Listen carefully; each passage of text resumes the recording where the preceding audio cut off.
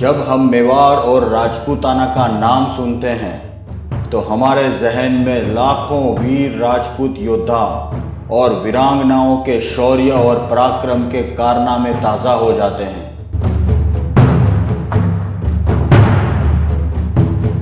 वीर राजपूतों ने भारतीय संस्कृति, धर्म और मातृभूमि की रक्षा हेतु हमेशा तत्परता से हर दुश्मन का सामना किया है।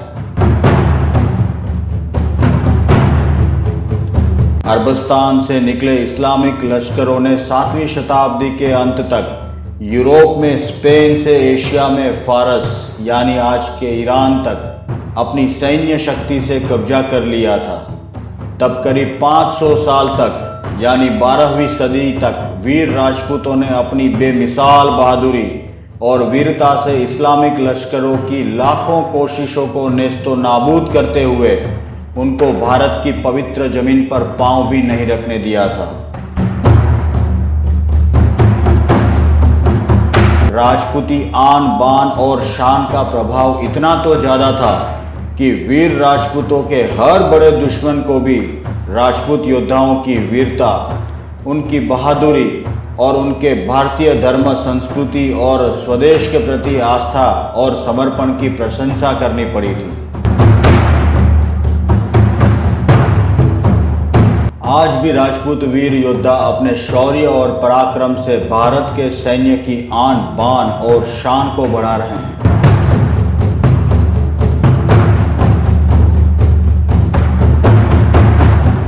सोलहवीं शताब्दी के पूर्वार्ध और खास करके 17 मार्च 1526 का वो दिन जो कि भारत देश और भारतीय संस्कृति के लिए बहुत ज़्यादा महत्वपूर्ण है, उस दिन घटी हुई घटना का बहुत गहरा प्रभाव हमारे आज के जीवन पर भी स्पष्ट रूप से देखा जा सकता है।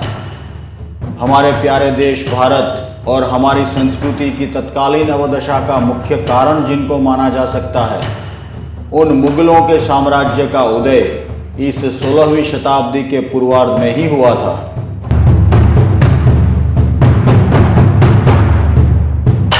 आज हम जिस वीर गाथा को जानने वाले हैं उसमें वीरता, त्याग, हिंदू संस्कृति के प्रति अमाप प्रेम, कर्तव्यपरायणता, उदारता, राजनीति की निपुणता, युद्ध कौशल का महत्व, अपनों का धोखा, म्लेच्छ दुश्मनों की मक्कारी और वामपंथियों द्वारा फैलाए गए झूठ के पुलिंदे, जिसे हम तथ्यों के आधार पर इस वीडियो में खंडित करने वाले हैं।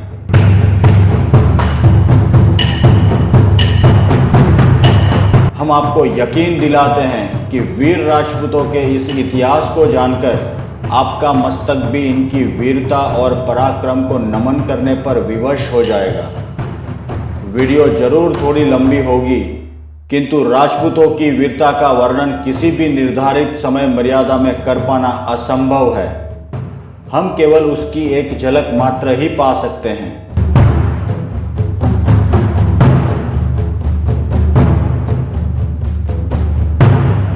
12 अप्रैल 1482 मेवाड़ के सूर्यवंशी गोहिल सिसोदिया राजपूत महाराणा रायमल और उनकी चौहान वंशी रानी रतन कुंवर जी के घर पुत्र रत्न के रूप में एक सूर्य के समान महातेजस्वी बालक ने जन्म लिया। उस बालक का नाम रखा गया संग्राम सिंह। नियति ने भी मानो इस बालक के जन्म के साथ ही यह विदित कर दिया था कि नाम के अनुसार ही इस वीर बालक का समस्त जीवन देश और हिंदू धर्म की रक्षा हेतु एक संग्राम यानी युद्ध के रूप में व्यतीत होने वाला है। हमारे हिंदू परंपराओं में ऐसा कहा जाता है कि पौत्र हमेशा दादा के गुणों का अनुसरण करता है। संग्राम सिंह भी अपने महान दादा अप्रतिम वीर योद्धा महाराणा कुंभा की तरह उदार, निडर, ताकतवर और राजनीति निपुण थे। राणा सांगा के 2 बड़े भाई थे। सबसे बड़े का नाम पृथ्वीराज और मंझले भाई का नाम जयमल था। इस वंश में राजगादी के वारस के मुद्दे को लेकर महाराणा कुंभा का कत्ल स्वयं उनके बड़े कुंवर उदय सिंह के हाथों हुआ था। इसी कारण महाराणा रायमल अपने उत्तराधिकारी के विषय में हमेशा चिंतित रहते थे और वो अपने पुत्रों में से सबसे अच्छे उत्तराधिकारी का चुनाव जल्द से जल्द कर लेना चाहते थे।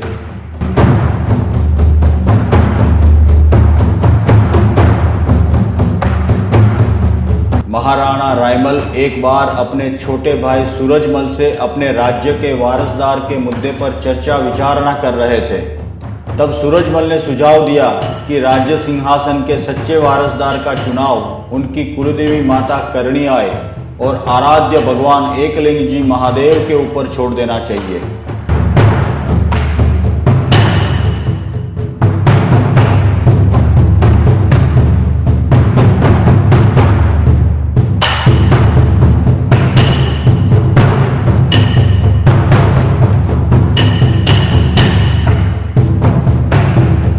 सन 1504 में एक दिन तीनों कुंवर पृथ्वीराज, जयमल, संग्राम सिंह और उनके चाचा सूरजमल देवी करणी आई के मंदिर दर्शन करने जाते हैं।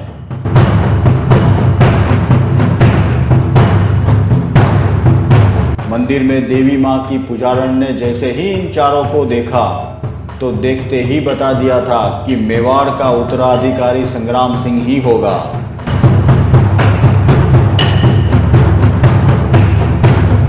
यह भविष्यवाणी सुनकर स्वभाव से ही गुस्सैल बड़े कुंवर पृथ्वीराज गुस्से से आग बबूला हो उठे और संग्राम सिंह के ऊपर एक धारदार हथियार से प्रहार कर दिया।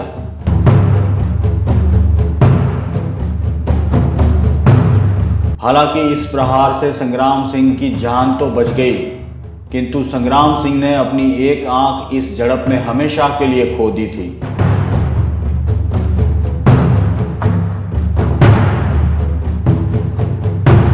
क्षमाशील, उदार और पवित्र हृदय वाले सूर्यवंश तेज संपन्न संग्राम सिंह अपने ही बड़े भाई के द्वारा किए गए इस हमले से अत्यंत विषादग्रस्त हो गए थे और राज्य सिंहासन की वारसदारी के इस झगड़े को ज्यादा न बढ़ाने हेतु वे स्वयं अपने राजमहल, अपने राज परिवार और समस्त सुख उपभोग का त्याग करके दूर दराज के बिहड़ जंगलों में निवास करके एक तपस्वी का जीवन जीने लगे थे।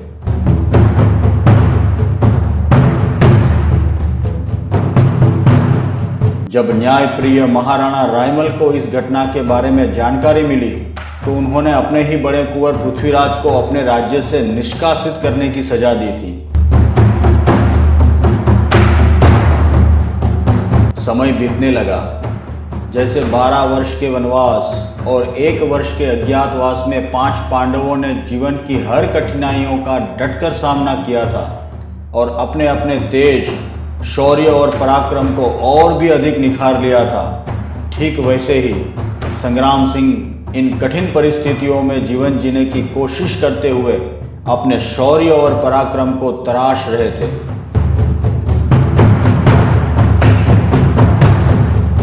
मानो कि वो एक राजर्षि की भांति उग्र तप कर रहे थे।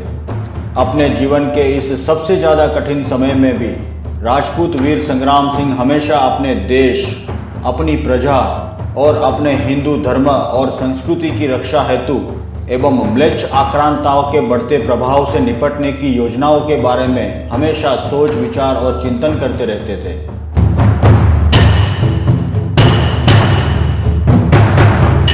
वहीं दूसरी ओर बड़े कुंवर पृथ्वीराज और छोटे कुंवर संग्राम सिंह की अनुपस्थिति से महाराणा रायमल मानो विषाद के सागर में डूब चुके थे। मेवाड़ के राज्य कारभार चलाने हेतु मझले कुंवर उनकी सहायता अवश्य किया करते थे, किंतु जयमल स्वभाव से ही बड़े सीधे साधे और सरल थे। राजनीति की गहराइयां, दुश्मनों और गद्दारों की चालें, इन सब से निपटने में उनकी कोई खास रुचि न थी। इस प्रकार मानो महाराणा रायमल को भी अंदाज हो चुका था कि सीधे साधे मझले कुंवर जयमल मेवाड़ राज्य की इतनी बड़ी जिम्मेदारी को निभाने के लिए बिल्कुल उपयुक्त साबित नहीं होंगे।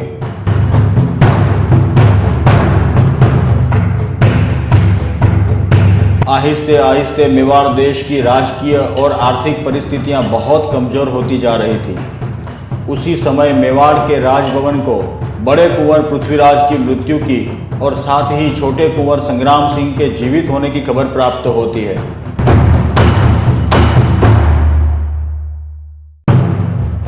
सन 1508 में मेवाड़पति राणा रायमल की मृत्यु के कुछ समय पहले संग्राम सिंह को वापस मेवाड़ बुलाया जाता है। राणा रायमल और उनके सब मंत्रीगण वीर संग्राम सिंह के क्षत्रियोचित सद्गुणों से बहुत अच्छी तरह वाकिफ थे। सर्वानुमति से संग्राम सिंह को मेवाड़ के राज सिंहासन का वारसदार घोषित किया जाता है। इस प्रकार करणी देवी मां की उस पूजारण की भविष्यवाणी आखिर सच साबित होती है।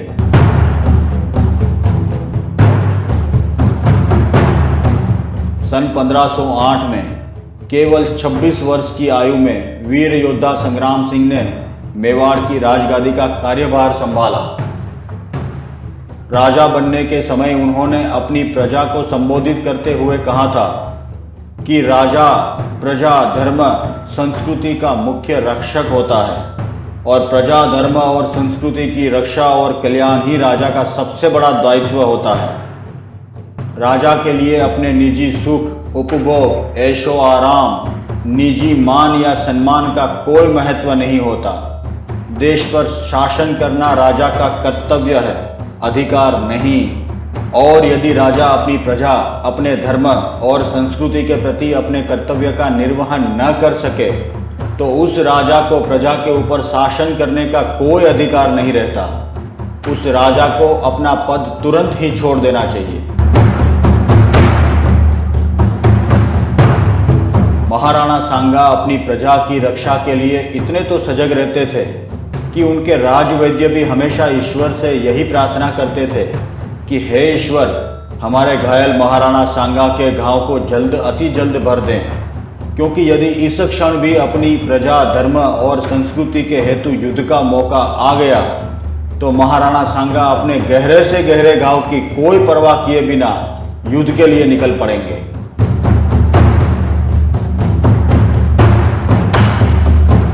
महाराणा सांगा ने अपने अंगत स्वार्थ, अपने अंगत लाभ, अंगत सुख उपभोग, अपने शरीर, यहाँ तक कि अपनी अंगत कीर्ति, अपने अंगत मान सम्मान तक की कभी कोई इच्छा न करी थी।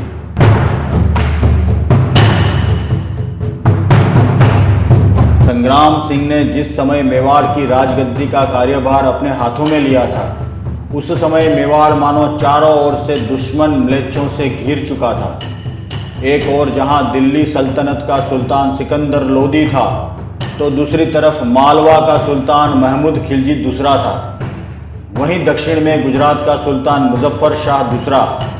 इस तरफ मेवाड़ की संप्रभुता को मानो हर दिशा से म्लेच्छों के आक्रमण का खतरा हमेशा बना रहता था।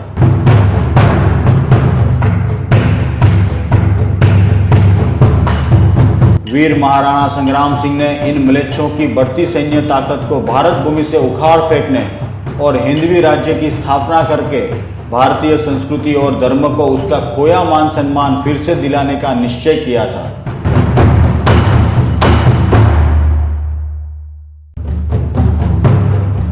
महाराणा सांगा ने अपनी नेतृत्व क्षमता और राजनीति कौशल से मातृभूमि धर्म और संस्कृति की रक्षा करने हेतु अनेक राजपूत राजाओं की शक्ति को एकत्रित किया।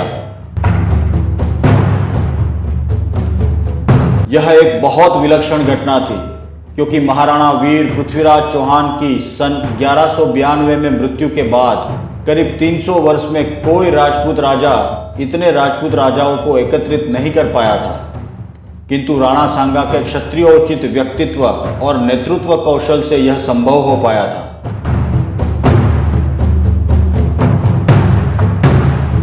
राणा सांगा ने सन 1508 से सन 1514 तक 6 साल के छोटे समय अंतराल में सब राजपूत राजाओं को एकत्रित करके मेवाड़ की सैन्य शक्ति को अनेक गुना विकसित कर लिया था।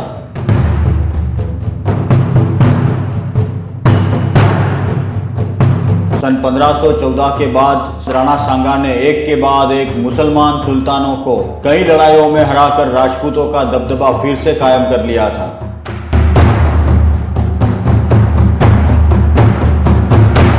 राणा सांगा ने गुजरात के सुल्तान मुजफ्फर दूसरे को अनेक बार युद्ध में हराया और अरावली की पहाड़ियों से मुसलमानों को मारते मारते अहमदाबाद तक खदेड़ दिया था और पूरे उत्तर गुजरात की हिंदू प्रजा को म्लेच्छों के दमनकारी शासन से उबारा था।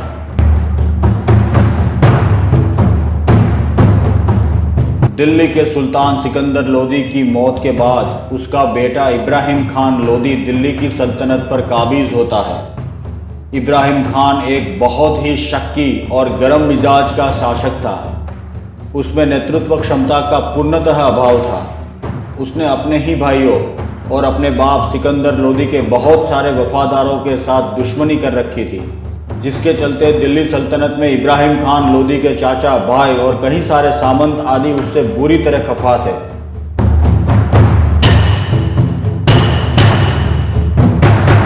दिल्ली सल्तनत मानो अपनी अवदशा के रास्ते पर दौड़ चली थी। दिल्ली सल्तनत के बगावती दल के सबसे बड़े नेता पंजाब का सूबेदार दौलत खान और इब्राहिम खान लोदी का चाचा आलम खान थे।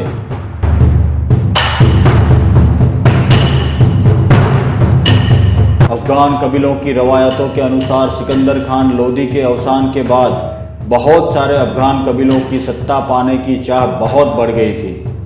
बहुत सारे अफगान कबीले और किलेदार सुल्तान इब्राहिम खान लोदी के शासन तंत्र के खिलाफ हो चुके थे, लेकिन इब्राहिम खान लोदी की क्रूरता और उसके शासन के सामने किसी की सर उठाने की हिम्मत न हो पाती थी। सुल्तान इब्राहिम खान लोदी जितना बददिमाग था उतना ही महत्वाकांक्षी भी था। उसको महाराणा सांगा द्वारा बढ़ाई जा रही राजपूतों की ताकत का भली भांति पता था। इसीलिए वो महाराणा सांगा और राजपूतों को मजा चखाने के लिए उन पर हमला करने की योजना बनाता है।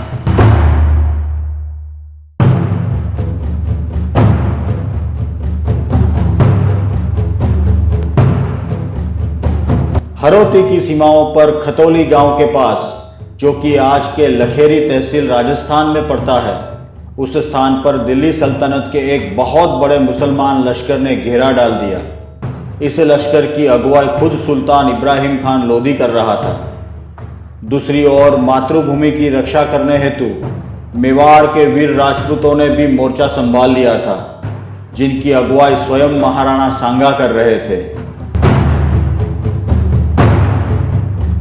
वीर राजपूत योद्धाओं ने केवल 5 घंटे में ही दिल्ली सल्तनत के एक बहुत विशाल मुसलमान लश्कर को नेस्तो नाबूद कर डाला था।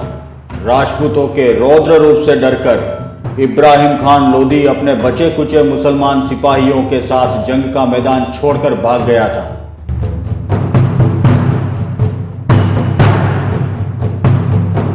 इस प्रकार महाराणा सांगा के नेतृत्व में वीर राजपूत योद्धाओं ने मुसलमानों के सामने एक और बुलंद विजय प्राप्त करी थी।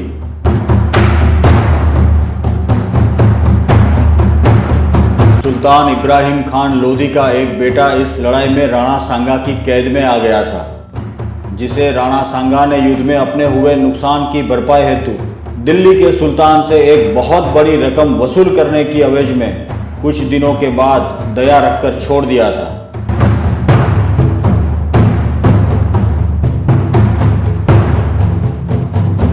इस लड़ाई में महाराणा सांगा ने दुश्मन मलेच्छों का संहार करते हुए, दुश्मनों से लड़ते हुए, दुश्मनों के वार से अपना एक हाथ खो दिया था और एक तीर भी उनके पैर में जा लगा था, जिससे महाराणा सांगा जीवन भर के लिए उस पैर से चल नहीं सके थे।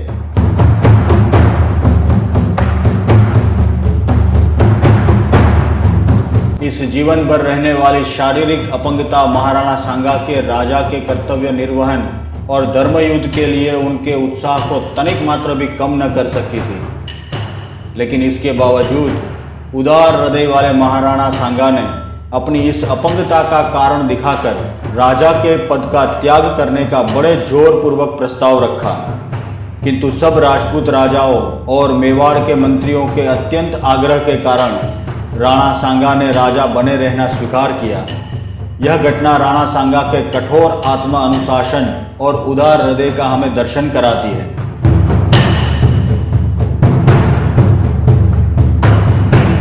खतौली के युद्ध में राणा सांगा से बुरी तरह पिट चुके सुल्तान इब्राहिम खान लोदी ने फिर से एक बड़ा लश्कर खड़ा कर लिया।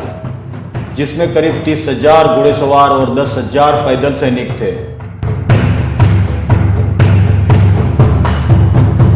खतौली के युद्ध में हार के बाद करीब 2 साल बाद जब राणा सांगा गुजरात और मालवा के म्लेच्छों से युद्ध में निपट रहे थे, इस मौके का फायदा उठाकर मक्कार इब्राहिम खान सन 1519 में एक बार फिर से मेवाड़ पर हमला करता है।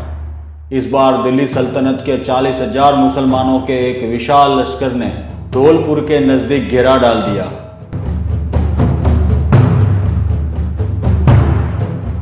तीन मोर्चों पर लड़ रहे मेवाड़ ने इस युद्ध में दिल्ली सल्तनत के साथ होने वाले इस युद्ध में केवल 15,000 वीर राजपूत योद्धाओं को ही उतारा था।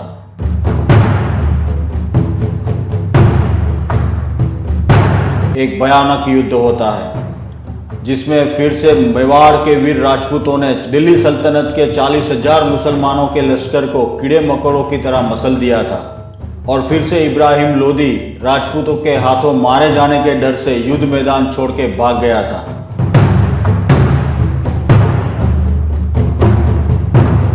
इस प्रकार महाराणा सांगा के नेतृत्व में वीर राजपूत योद्धाओं ने मुसलमानों के सामने एक और बुलंद विजय प्राप्त करी थी। इस लड़ाई के बाद म्लेच्छों द्वारा शासित दक्षिण पूर्वी राजस्थान और मालवा प्रदेश, जिसे आज हम मध्य प्रदेश के नाम से जानते हैं, वहां राजपूतों का हिंदवी राज्य स्थापित हो गया था और वहां की हिंदू प्रजा को म्लेच्छ शासन से पूर्णतः मुक्ति मिल गई थी। इस प्रकार गुजरात के अलावा महाराणा सांगा कुल 18 लड़ाइयों में मालवा के सुल्तान और दिल्ली सल्तनत को बुरी तरह हरा चुके थे। सुल्तान इब्राहिम खान लोदी की राजपूतों के हाथों हो रही इन शर्मनाक हारों के बाद दिल्ली सल्तनत के बागी अफगान सरदारों, अमीरों और सूबेदारों ने इब्राहिम खान को तख्त से हटाने के प्रयास और भी तेज कर दिए थे।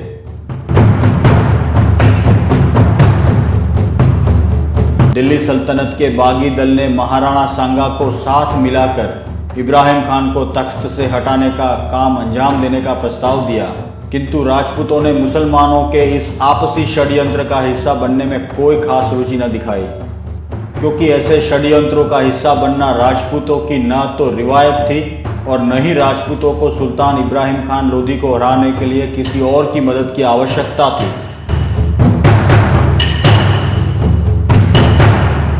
राजपूतों का साथ अपेक्षा के अनुसार न मिलने के कारण दिल्ली सल्तनत के बागी दल के नेता पंजाब के सूबेदार दौलत खान और सुल्तान इब्राहिम खान लोदी के चाचा आलम खान, जो कि खुद दिल्ली सल्तनत के तख्त पर काबिज होना चाहता था, उन्होंने मोहम्मद जहीरुद्दीन बाबर, जो कि उस समय अफगानिस्तान के काबुल के आसपास के एक बहुत छोटे प्रदेश पर शासन कर रहा था, उसको सुल्तान इब्राहिम खान लोदी को युद्ध में हराकर दिल्ली सल्तनत से हटाने के लिए आमंत्रित किया।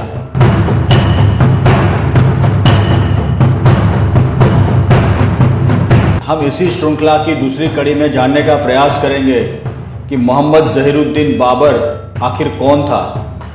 उसने जब भारत के ऊपर में हमला किया, दिल्ली सल्तनत के ऊपर जब वो काबिज हुआ, उससे पहले काबुल और उसकी मातृभूमि फरगना में उसकी क्या परिस्थिति थी, किन किन मुश्किलातों से वो दो चार हो रहा था, क्यों वो मजबूर हो गया था दिल्ली सल्तनत के बागियों का साथ देने के लिए, और क्या मजबूरी रही थी कि उसने अपनी मातृभूमि को छोड़ा, उसने काबुल को भी छोड़ना पड़ा और उसको दिल्ली पे हमला करने के लिए मजबूर होना पड़ा।